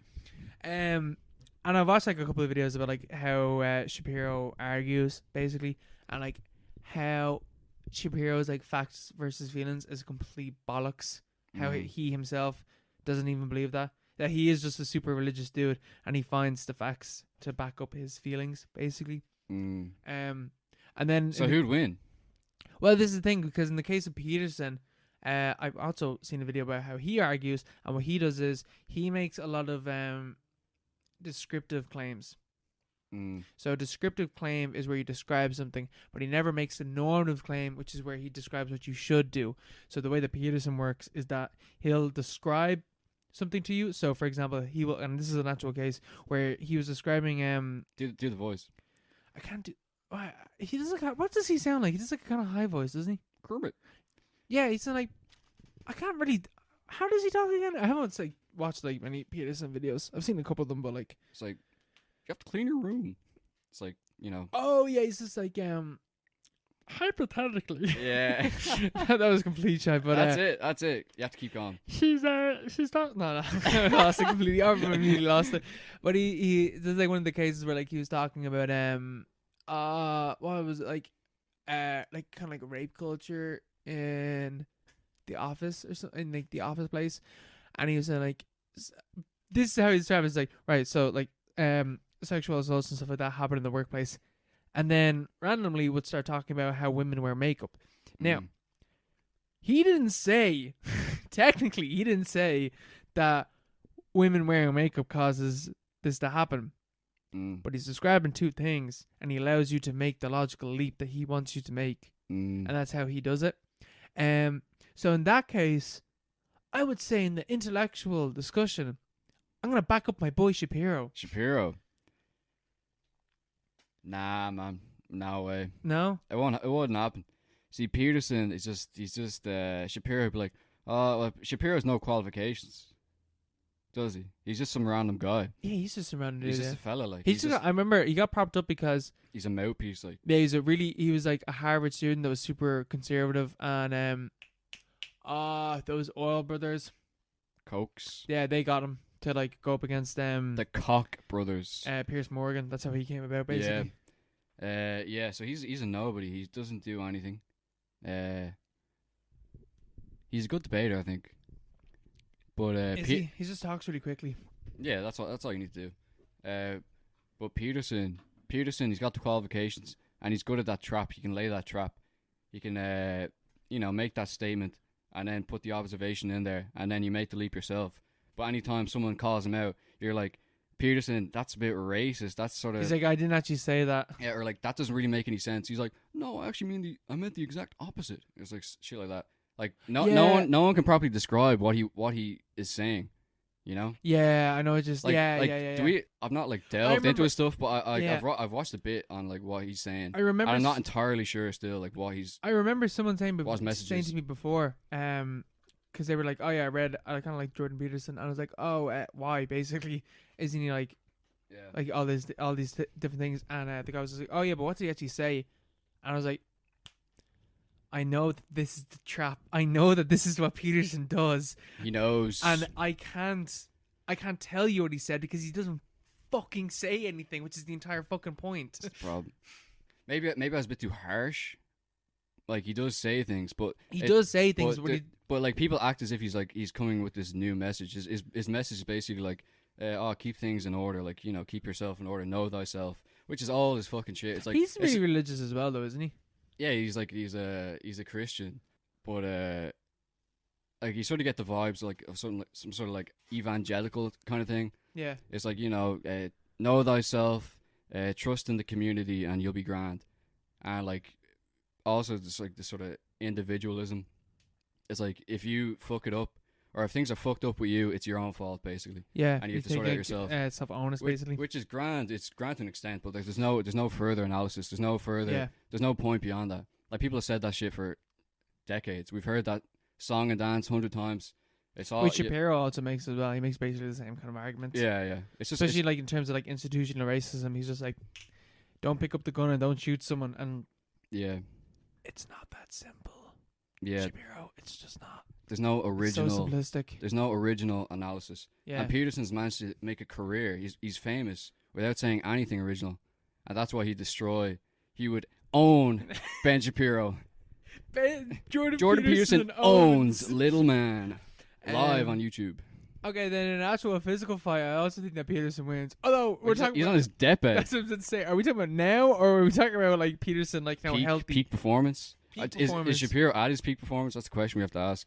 Ooh, or he's gonna evolve further. Yeah, he's only what 30. He's only 30. Yeah. What if he becomes fucking huge? And he just gains like loads of muscle. Yeah. From taking all those fucking Rogan vitamin pills. Yeah, maybe. Maybe then. Yeah, we need a cage match. I don't know. I think which one do you think? Yeah. I think Shapiro would win. He's scrappy. He's a fighter. Peterson. He's a survivor.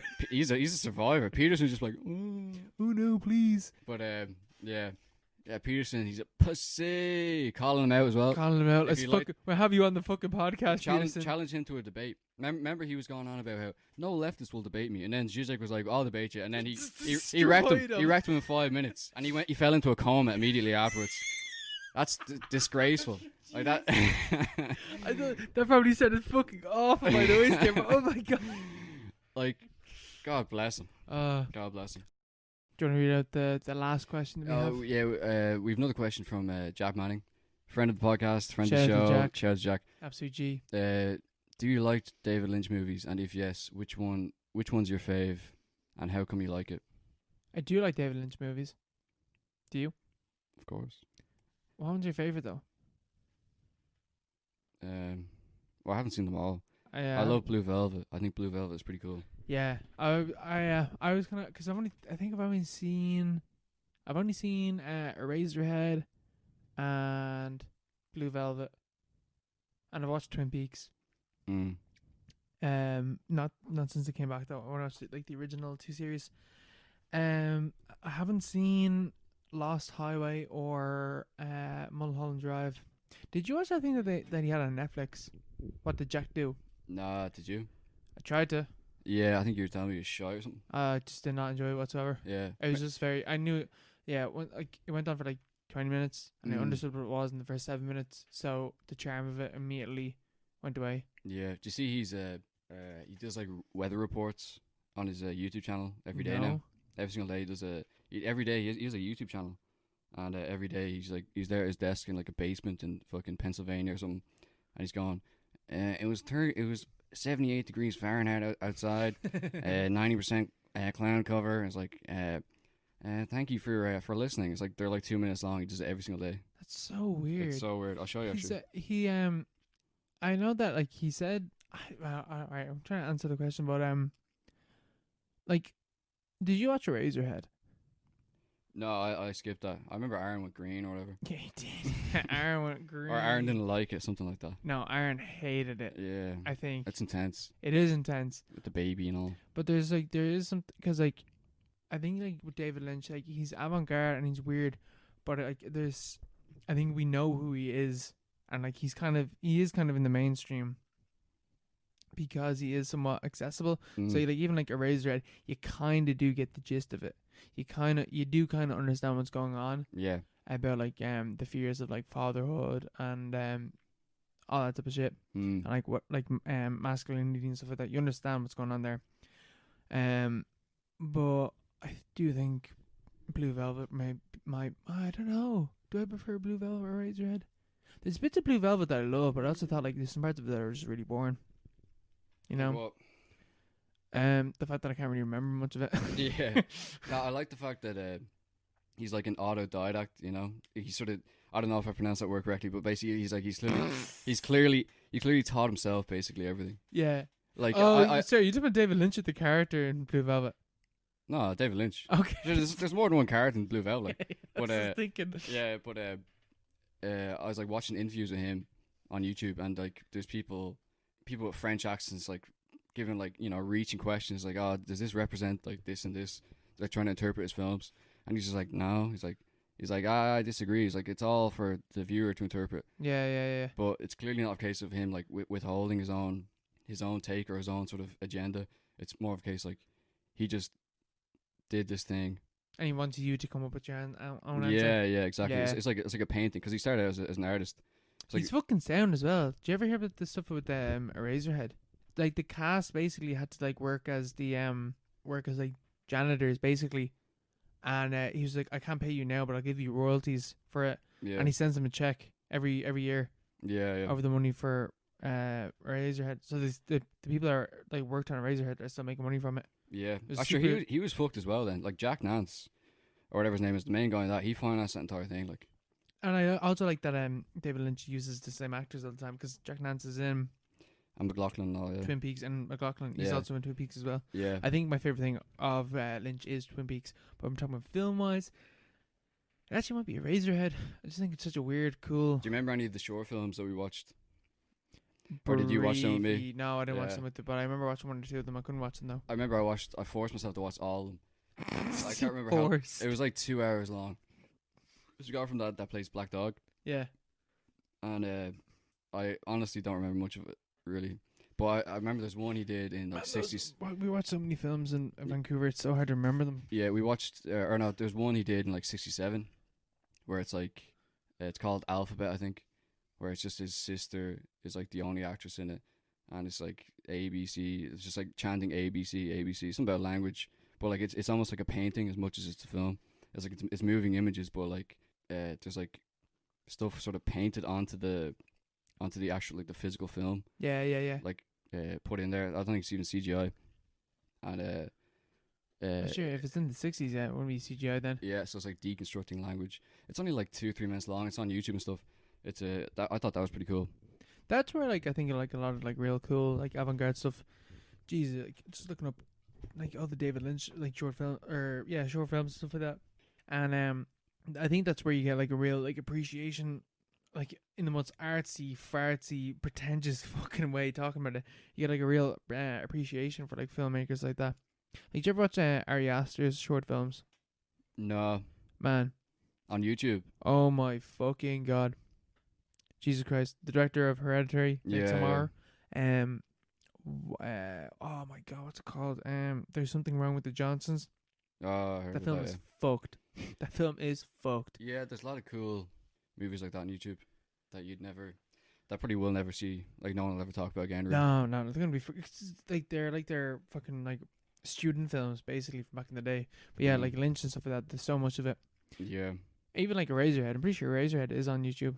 You can watch it for now. Yeah, it probably is. But yeah, that's what I like about him. He's not like some academic trying to like impose his own agenda on his movies. He just expresses himself basically, and then adds a little layer of like a little sprinkle of symbolism and stuff, just so people can sort of connect the dots themselves. Yeah, like he doesn't treat the viewer as an idiot. Yeah, exactly. Yeah. Even in like Blue Velvet, I love the thing where like it's like suburbia, like there's something evil and rotten going on in under suburbia. So like I think it's the first shot. It's like the white picket fence and stuff like that, and then it just keeps tracking downwards, and you see the beetles and the dirt and stuff like that.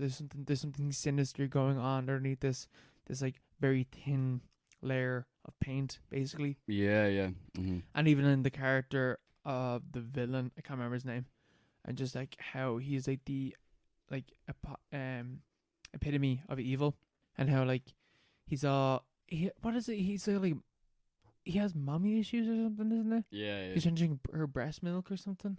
It's something like that. Yeah, he says a lot of weird stuff you're not seeing now. And like how it's like innocence, again, warped by evil. And how like he's just a super violent dude. Yeah. It's Ultra violence. Yeah, I love it.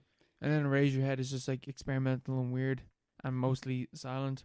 And like basically Lynch's anxieties pulled out. Yeah. It's cool though.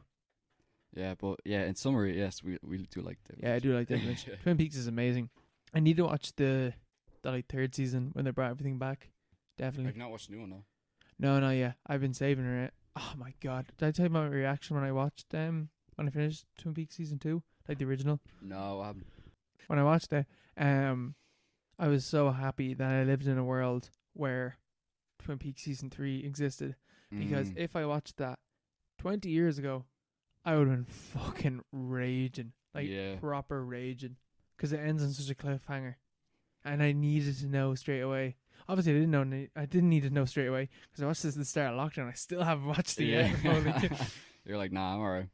I've seen, like, bits of it, though. And it is, like, proper. It's like if David Lynch. I've heard it described before as, like, if David Lynch was on a channel where he had the budget to do whatever he wants. And the channel is willing to show boobs and violence.